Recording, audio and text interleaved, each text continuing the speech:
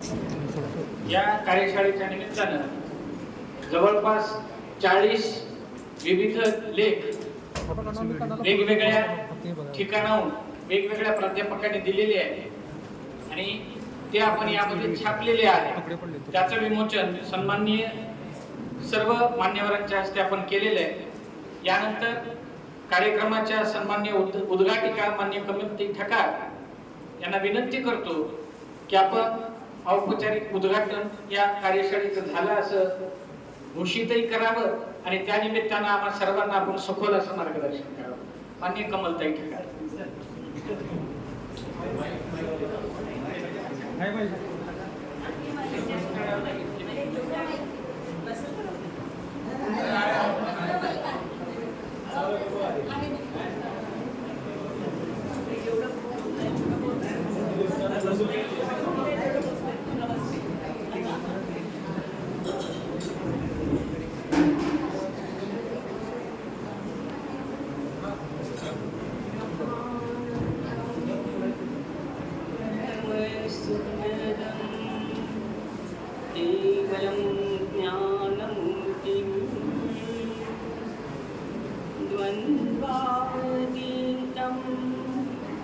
गगनसदृशं तत्त्वमस्यादिलक्ष्यम्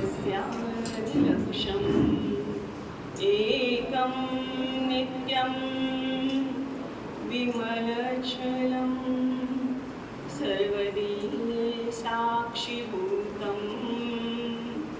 भावातीतं त्रिगुणरहितं सद्गुरुं नमामि. परम आदरणीय आयुर्वेद गुरुजींना अभिवादन करून राष्ट्रीय लोकसाहित्य कार्यशाळेचं उद्घाटन झालं असं मी जाहीर करते.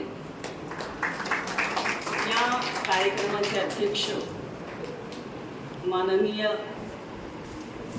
दादा आयुर्वेदजी पाटील सर, प्राचार्य चंद्रशेट्टी सर, सर्व सन्माननीय व्यासपीठ आणि माझ्या बंधू भगिनींनो, आता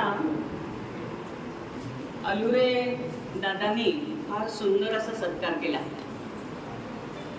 सत्कार करणारा मोठा आहे, सत्कार करवून घेणारा त्याच्यापेक्षा तो मी मोठा असतो. पण सत्कार करणं आणि करवून घेणं यापेक्षा सत्कार पाहणारा फार श्रेष्ठ असतो. कारण ज्याला दुसऱ्याच्या डोळ्याने चांगलं होताना पाहता येतं, ज्याचे डोळे भलं पाहू शकतात, चांगलं पाहू शकतात, असे डोळे निर्माण होणं ही समाजाची गरज आहे. या ठिकाणी या कार्यशाळेचं आयोजन केलं हे अतिशय महत्त्वाची गोष्ट आहे. कारण आपण बघतोय की आजचा काळ कसा आहे, तर जे नाही ते आहे असं दाखवण्यामध्ये आम्ही आमची 9.शक्ती खर्च करतो. त्यापेक्षा जेवावंसं वाटतं ते होण्यासाठी जर आम्ही आमची शक्ती खर्च केली तर या देशातली 9.शक्ती वाचेल. पण सत्याला अभिनय निर्माण झालेला आहे. आज फक्त पैसा महत्त्वाचा ठरतोय. पराकोटीचा भौतिकवाद हा माणसाला संपवायला निघालेला आहे. माणसात प्रेम नाही, संवाद नाही, अविश्वासाचं वातावरण आहे. आणि एकंदरीतच कितीही पैसा असला तरी ज्याला एक मानसिक समाधान म्हणतो, unless you come back to nature you will not get mental satisfaction.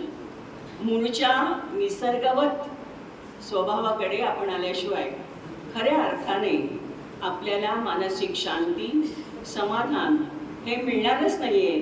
तेव्हा अशा संवाद संपलेल्या, ज्या ठिकाणचा सहयोग संपलाय, ज्या ठिकाणी माणसं मोडकळीला आली आहेत, वरून स्ट्रॉंग स्टाउट आहेत पण आतून पोखरलेली आहे, ज्याला पॅरालाइज्ड माइंड आपण म्हणतो, अर्धांगवायूंनी पूर्णपणाने व्यथित झालेली अशी माणसं आज समाजामध्ये आपल्याला दिसत आहेत. तेव्हा याला काय पर्याय आहे? कारण आपण बघतोय की कितीही भौतिक सुख वाढलं तरी सुद्धा जे एक मानसिक शांती असते, मानसिक समतानंद असते, जो मनाचा एक खंबीरपणा, ज्याला इनर बॅलन्स आपण म्हणतो,